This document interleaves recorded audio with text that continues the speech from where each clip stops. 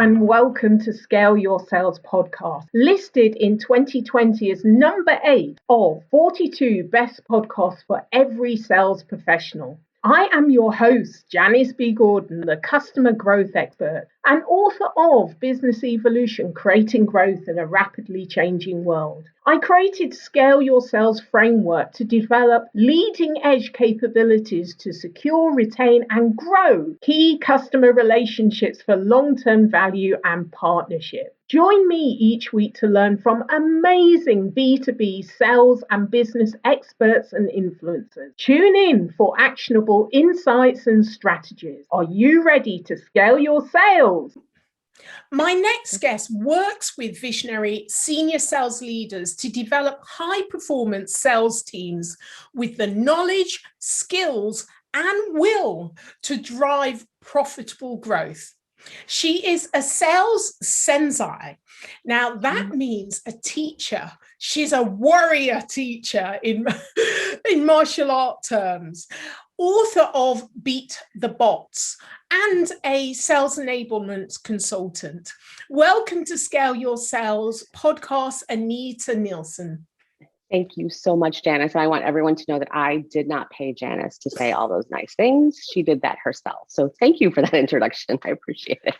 Well, I've been thinking about you. I know the last time we talked about you love coming to London, and I would love to kind of host you in London with your family. But actually, it just seems like I'm really feeling the distance now. It's a year into the pandemic, and when I think of you, I just want to give you a big hug. So same hug. So I want the audience to know this is the way I feel about Anita. I cannot wait to get my hands on her. And back at you. And so my whole thing, and then this will make it clear where I stand with that. So we're talking about my family will come. I'm like, no, not my family. I'll just come alone. We'll have so much more fun that way. Get to spend some quality time. Yes. So I'm so glad I got to meet you. It's been a joy and pleasure to chat with you over social and everything.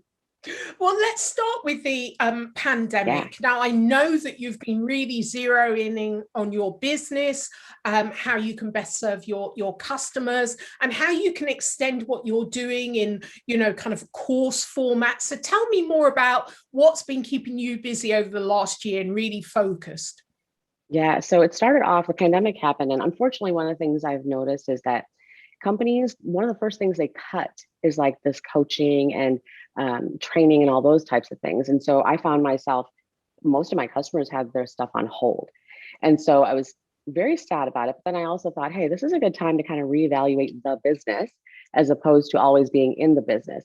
And so I had a chance to look at a lot of my marketing material, all these things. And I found out that there was a class that I had that I do live every, it's a 2-day, full-day class. It's my favorite thing I think that I do in all the things that I offer, and it's fun and it gets a lot of recognition. It's psychology and sales. It's called Psyched to Sell. And I thought, you know what, I'm going to have to figure out how to deliver this virtually. And I'm like a really hands-on person, and that's daunting. I mean, I hand out gold stars in my class. I do wacky things, and so the idea of having to turn that virtual was very stressful. But I pulled it together. So now I do 2 days in 1 week. I'll do 2 days, 3.5 days each. Following week, same 2 days, 3.5 hours. And so for all my wacky things that I usually do, I ship a package to all the participants that has some stretchy figures, some granola bars and little stars and things like that, just so that they know that you're going to get some of the experience, and we could talk about it in the class. So, and I've done it now a couple of times, and it is such a joy. I was the biggest skeptic. I mean, for me, like you said, I can't. It's hard not to be around my people all the time. And so I was very cynical in the beginning, but now I found that, you can build relationships just on video, and you can have fun doing things like class. You just have to be really thoughtful about it and make it more engaging, I think is the way that you have to look at it. And I did it. It was a lot of work and it was a lot of thought, but when I had the first couple, it showed. And I said, yes, I did this right. I'm so excited. And so now I'll be able to do it both ways. So if and when we do get to the point where we're doing more face-to-face type teaching, I'll have an option for my clients. I can say I can come out there, which is always my preference. But if that's not convenient, or if now there's going to be clients that are remote workforce, period. And so now I've got that option as well, if needed. But it's also being able to deliver it to the other side of the world. That's so true. It's Yes. not always Yes. possible for companies to pay Yes. to ship you out there, but actually they can have you all over the world. There's a real advantage to it. Yeah, and I was talking to a team yesterday out of India. And so it was the first time I've ever thought about working with a customer in India, but they're so excited about the class and we're going to run it next month. And it's just, it's a wow experience because I was so skeptical of it. And so to see that you can pull it off and do it well, that's been awesome for me. I'm doing quite a bit of online delivery and kind of using some of the tools, like Muriel, where you can actually do co-creating online. So, you would normally in the classroom have Post-it notes and things all over the room and people discussing. There are so many apps that are around now that allow you to actually do that. So I love the idea of actually sending a package before the course. People love this. And it just reminds me that at the end of the day, we are humans buying from humans, selling to humans, teaching humans, and nobody doesn't love opening a package and seeing all these things in it and being like, wow, this is going to be different, right? And it is. I mean, I have to prepare them somehow because I do things in a nutty way. And so that kind of gives them an idea of, okay, this lady's going to do things differently. And it's just fun. And they've all told me that. So, that's like a personal win for me when something like that happens and they appreciate it. Brilliant, brilliant. So talking about human to human, let's talk about Beat the Bots, your book that's done so well. And, the key things that you talk about, that even if it's business to business, it's important to be human to human. And that's how you can beat AI, robots, and the bots. So tell me more about your inspiration for the book and the key things that people say really resonated with them about the book. Yeah. So, gosh, this book was such a labor of love. I had no intention ever of writing a book. It was just not part of my agenda, but I work with so many clients. I'm an embedded coach. So not only do I get to coach them one-on-one each week, but when they have more important customer calls, I don't go out person now, but I was going out in person with them. So I could actually coach them real life. And so I was working with one customer, and everyone has been challenged by, value propositions are becoming commoditized. There's no such thing as a unique value proposition or a unique selling proposition. Rarely do we have companies that can actually say that. And there's only a finite amount of time until somebody else copies it anyway. And so people were feeling a lot of pressure, the sales pros that I work with. And remember, these are humans. They've got families, they've got children, they've got a life outside of their work, and their lifestyle is funded by their job, right? And so there's just a lot of primal fear around it. And because I'm a coach, I have kind of a unique perspective, right? Salespeople, when they come to me, they know that it's like a trust, like there's a moment of trust where they can just share their reality, as opposed to just trying to be tough and strong, sometimes like you do when you're in a sales meeting, for example, with your team. And so they were just really stressed out and I couldn't take it. I said, gosh, I got to figure out how to make this better. And I knew the one thing that would make it better was having them focus more directly on the customer, not the person that's buying, not the buyer, in quotes, for that company, but that human being who has the role of buyer at that company. And so look at that person. What's the impact of what you're selling on that person, that human? Is it going to mean now that they can actually go to their kids' little league game?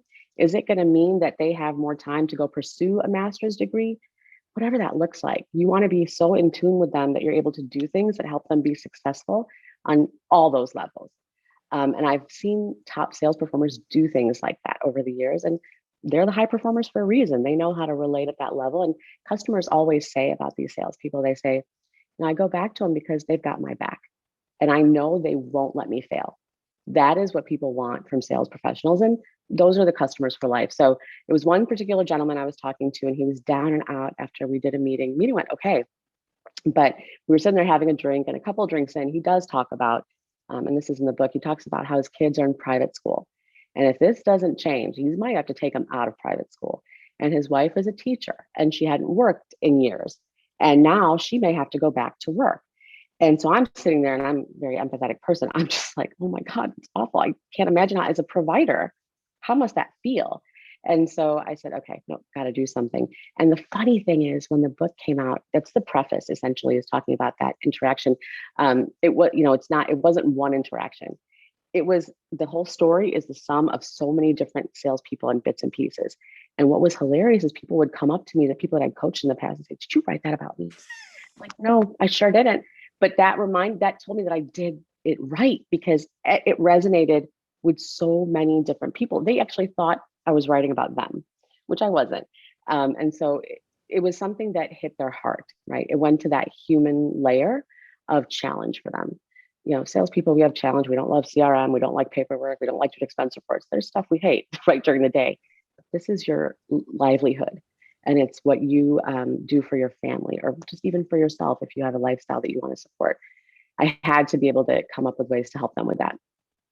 But when I read the book, what I felt the other side of it is being personable, making sure you're making a human connection, leaving leaving your buyer customer with something of yourself. Make it personable to them, and each individual person within that organization or buying unit. Really think about what is going to turn that particular person on.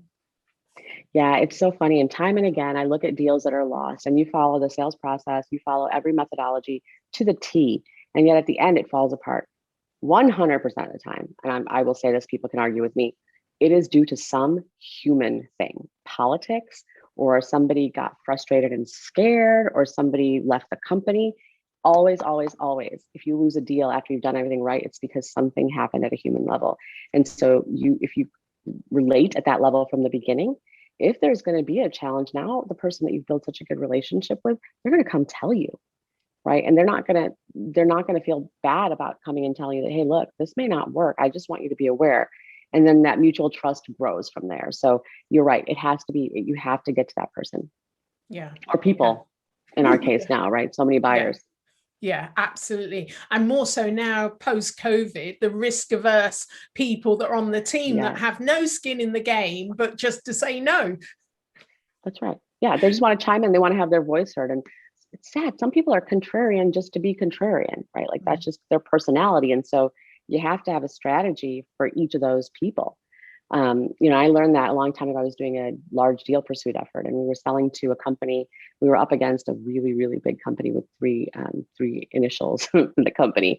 And our team was small and our company was smaller. And we didn't think we stood a chance. We thought we were just like column fodder at that point. But our team decided, so the CEO of that company that we were selling to, they were best friends with the person from the other company. They had been to their R&D department, But there was a committee that was buying, and there was 13 people on that committee. We knew the only chance we had was to get to every other person, because one thing that CEO, the human's not going to do, relatively new, is go against the recommendation of all of his people. I don't care who he's best friends with, right? So at this point, that's the tactic that we took. And so each of us met with certain people that we could relate with, and we won. It was the biggest deal that company had ever seen to that point. And it was amazing because the customers internally, they'd call and be like, "I wish you could have seen what the CEO just did to that company."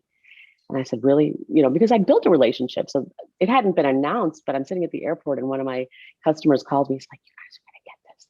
And so it was just lovely. But that only happened because we devoted, and I love that word, we devoted ourselves to making sure they knew that they would be successful if they worked with us.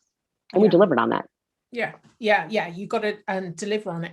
I have worked with companies and kind of won contracts for that very reason, taking a step back and being strategic and looking at them as individuals, because key account management is one area that I talk about, and there is still a lot of key account managers that look at the account as a whole rather than the individuals within the account. So when even salespeople, when they're pitching a larger deal, they will have one pitch to go to the whole company, as if everyone's got the same perspective, which they absolutely do not. And you have to speak in their language. It's often personal. That's the thing that's different. Yeah, and you have to speak their language. And the thing is, this is a deliberate action. Now, high performers typically do this instinctively, but as a sales professional that hasn't had that level of success, take a step back and look at how you're doing this personal relationship stuff. And I'm not talking about steak dinners and golf and things like that. I'm talking about genuinely investing in your customer's success. And that means if you find an article that looks like it makes sense to them, pull it up, highlight it, what you thought, send your notes and send it. Customers do not know how to handle that because no one cares enough anymore. And so for for what I think is a foreseeable future, the people that care the most and share that caring and are open about it, they're the ones that are going to differentiate, because it's too easy to go in there and just do a pitch and talk about your benefits and features. Every salesperson does that. So what can you do as a salesperson that makes you different? And it goes to the human to human. So what I like to tell salespeople, who you are, what you stand for, the sum total of your experiences. When you mix all that up, knowing what your customer needs and come up with a unique way to present it to them based on that, it cannot be replicated. You've got a differentiated moment there because no one's you and no one's your customer. So there's no way that that can be duplicated. And that's how you earn the customer for life, by focusing at that level. Yeah, no, I get that. So let's talk about diversity in sales. Whether you think that it is progressing, is it progressing enough? Are we on the right track? Why is it might be important? Yeah, gosh, this topic is so close to my heart, right? So I started my career in sales, and actually I started off as an administrator very early on, but I was the only woman in the room almost every time. I was the only woman of color, person of color in the room. And it was just a struggle. I was blessed that I had great people that were around me and they supported me and they never let me be held back or anything. But that's just what the world was tech sales. And so I would love to say that today things have changed a lot. I don't believe they have. I think the good news is, as of all the things that have happened over the past year and, just on a societal level, in terms of knowledge and understanding of what actually is being experienced by underrepresented people, I think that gives us the moment to talk a lot more about it. And if we're talking about it right now, that's a first step. First step is addressing how we think about hiring people and having a diverse team. And then you move forward with that action, and then the behaviors that help support those people once they're in your company. And what kills me about companies is after the George Floyd and everything happened last year, companies grew sensitive. They knew that they had to look at this. And all of a sudden, there's all these stock photos of diverse people in an office on websites that I'd seen websites, and all of a sudden they've changed. The thing is, when you go to look at the About Us page and you see the leadership roster, it's all white men. And so I don't care how many stock photos you put, or your marketing team was smart enough to know that you had to look like you're diverse. People aren't stupid. People that are out there looking for jobs, they know what the score is. And so you have to make it a deliberate focus of the company from a leadership level to go out there and bring on people with diverse backgrounds, thoughts, just include everybody. Here's the thing. If you don't have diverse sellers, how are you going to be successful being personal with the diverse buyers? You can't. I mean, the experiences are so different. There will always be a limit to the level that you can relate, right? And so you have to have multiple voices representing your company, because multiple voices are representing others. And why not have people that are going to be able to have different perspectives? Where do you think innovation comes from? It doesn't come from the same people brainstorming the same things over and over again. And so I'm really passionate about it. I think that I've been working with a lot of sales leaders who are starting to see it, and they want to go out there and find more. The challenge is COVID has taken a lot of women in particular out of the marketplace and out of jobs. And so they're struggling to even get back into the workforce. So even though I've got a couple sales leaders who are truly trying to get people of color and women in, they're just not finding the candidates right now in general. And so we're coming up with more interesting ways to do that, like building a relationship with, historically Black colleges, for example, in the United States. That's something that you can just build a relationship with people in the administration and get that funnel going. You can go to inner city colleges where there's just a beautiful range of people, and you have to go where these people are at. You can't expect that they're just going to come to you, especially if you have not positioned yourself as a company that is open and will embrace different ideas. And that whole About Us page is not going to work for a lot of candidates. And I've told you I've got teenagers, and I listen to their thoughts about this topic, and there's a grand total of 0 patience for it. They have no way of understanding and comprehending why why this is an issue. Mom, why is it an issue? Don't they know? I said, oh dear, if they knew how silly this thought process is, where would we be? And so it's fascinating to them as young people that this is something that's going on. How can you be that way is their thought. So companies have got to learn, they've got to figure that out, because this younger generation, they've got no time for it. And I think it's quite interesting. I was reading an article. Sherilyn, I've just reposted her article she's done for LinkedIn Sales about Generation Z. And yeah, that's it. I added some other comments to it, and so it reminded me when you said they've got no tolerance for this. But the thing is that sales leader, one of my concerns was that, the traditional sales leader, that Generation Z has a lot of advantages in that they're digital natives and their view of the world, but they can be capped by the traditional sales managers. So that was one of or leader, and that was one of my concerns. And their fear about setting this person free and, to run riot around the organizations with their customers, because it's foreign to them. They don't know what to do with it. And they don't know what to do with it. No. Am I capable of managing that person? Yeah. Right? Like that's the pit in their stomach. Are they going to make me look bad if I can't manage them? Yeah, so you're 100% right. I think sales leaders, they want, if you ask them, they'll say they want that. But again, like any other human in real life, there's very strong emotions behind whether or not they make that decision. And I think it takes a lot of strength for a salesperson or sales leader to say, look, I will take that person that has a little bit less experience because they bring a different viewpoint to the company. And then if you don't believe that you can coach them, well, then go work on your coaching. Right? I mean, you have to own part of that. And that's a deficiency, I think, across the board, and frontline sales managers, at least I would say. So yeah, you have to prepare the organization to have this change. Otherwise, the change will leave you behind. Yeah. And you don't want to be in that. That's not something you want to be a part of as a company. Yeah. And I think it's thinking it's not them that have to adapt, it's me. I'm the one that, exactly.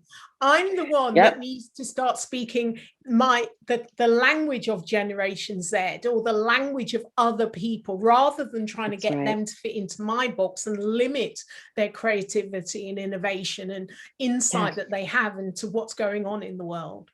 Yeah, and sales leaders, especially for me, it's a unique group, right? They're my people. I adore them.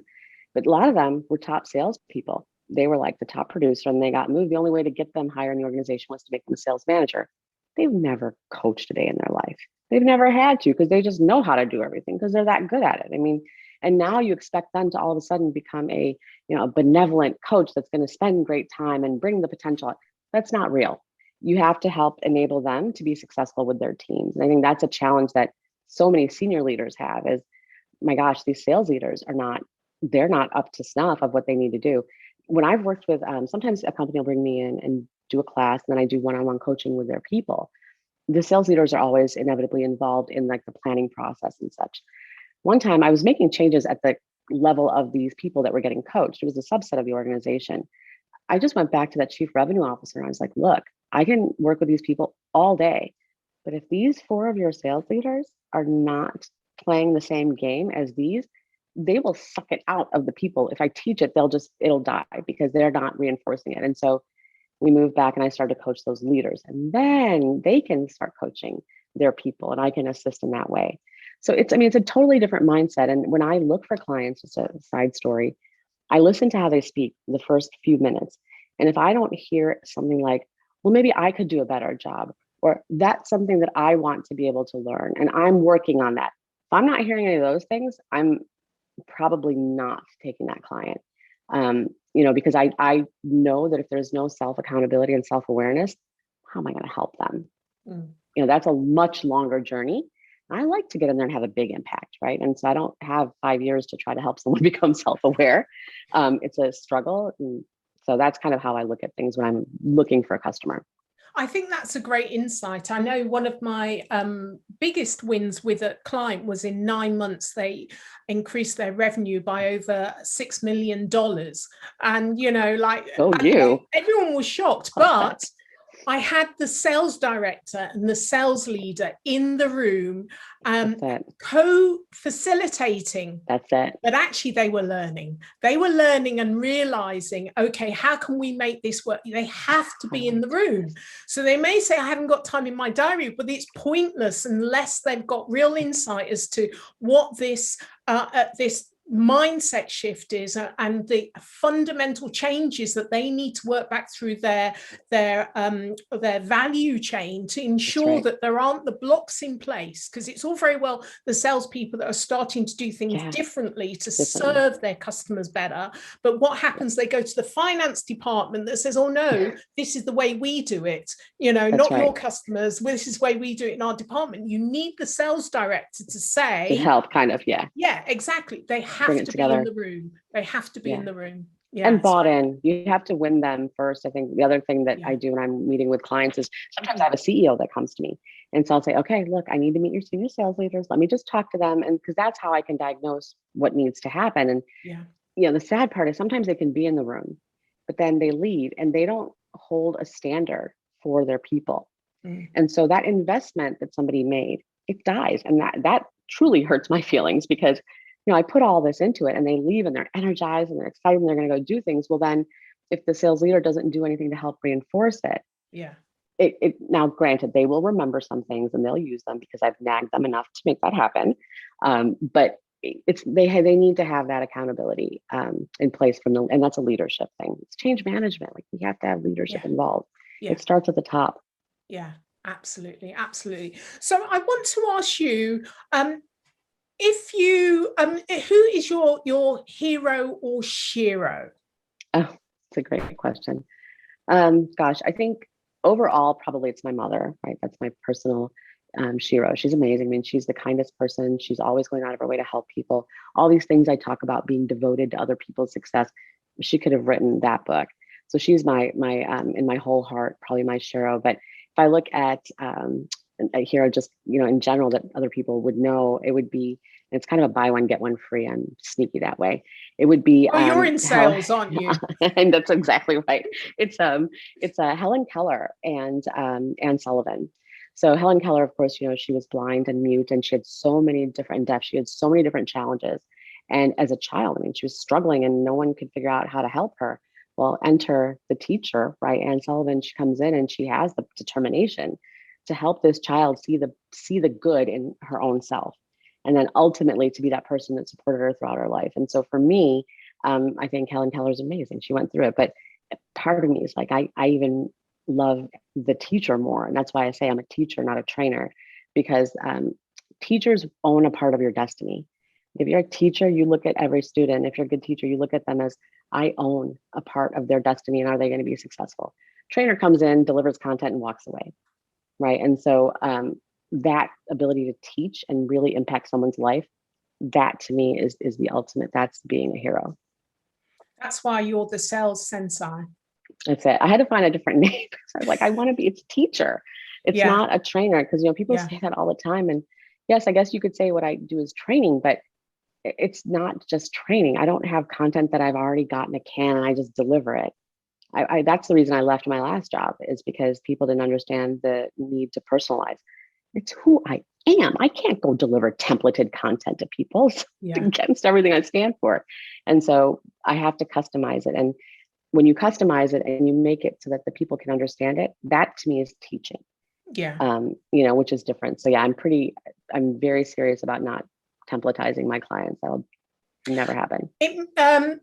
What you said, I absolutely get it, but it's also reflects on you as a salesperson in that, your customer is most important. You're personalizing it to your customer, but also I find it's quite a challenge in that people that buy, whether it's consultancy, training, they want a product, a box, so that they can then sell it into the company. Internally. And I'm like you, I don't have, I mean, I've created a framework. I have a box, right? Yes, But exactly. actually, you and I know they never have the box. They have what is right for them where they are. That's in right. Order to take them to the next level. So I absolutely have to start again and pick and choose the things that are relevant to them.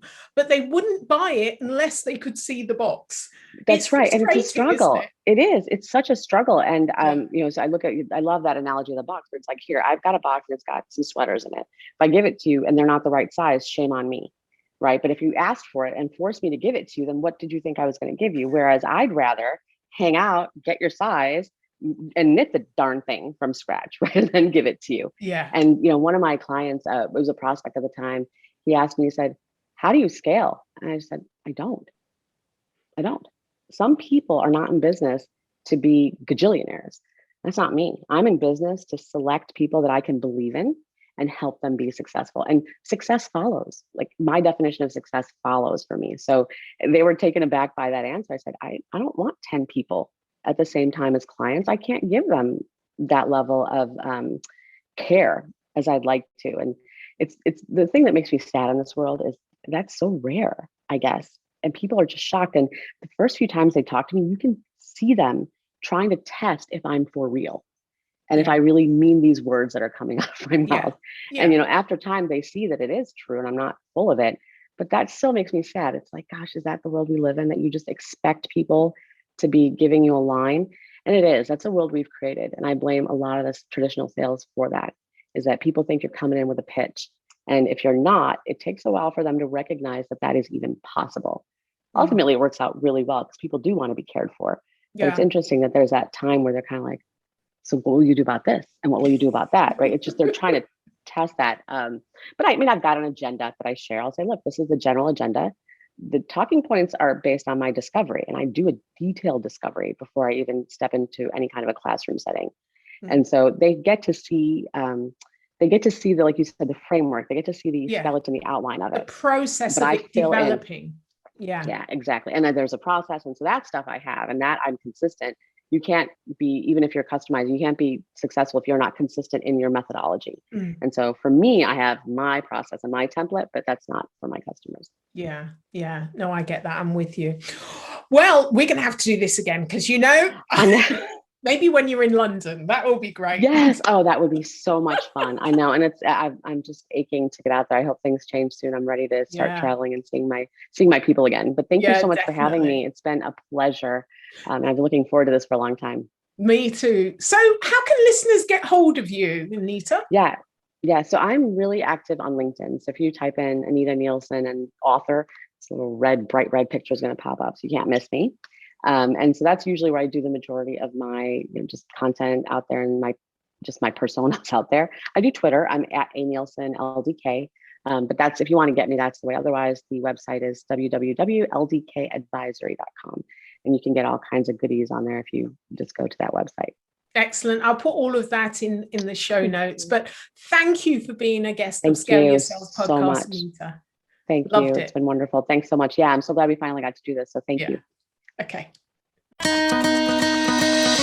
Thank you for joining me on this episode of Scale Your Sales. Feel free to connect with me on LinkedIn or Twitter, Janice B. Gordon, to comment and share. I'd love it if you would leave a review on ratethispodcast.com/scaleyoursales. Please subscribe for more weekly expert insights to scale your sales.